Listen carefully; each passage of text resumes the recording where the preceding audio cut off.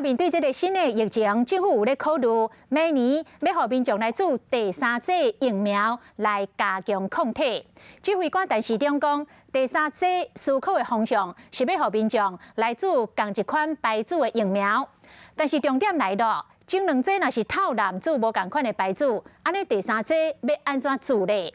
陈时中讲，会甲专家来讨论，嘛会尊重民众的选择。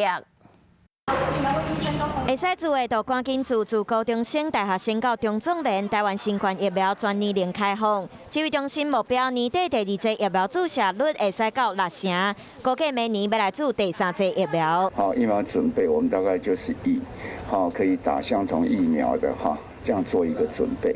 那实际在实施的时候，那当然一个是专家的一个建议，那加上自己的选择。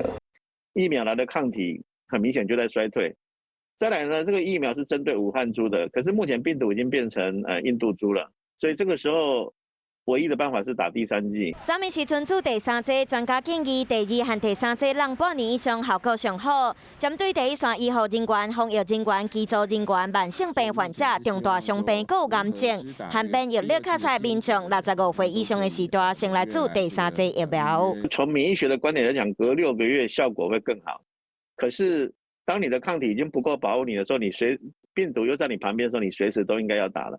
那第三剂呢？目前建议还是打 RNA 疫苗为主啦。嘛，就是不管你第二剂敢有套男咧做，为着加强保护，你第三剂拢建议去做 mRNA 疫苗。若是少数做高端疫苗，为着出国，各加做2剂国际认证的疫苗的民众，感觉需要加做，搁来观察。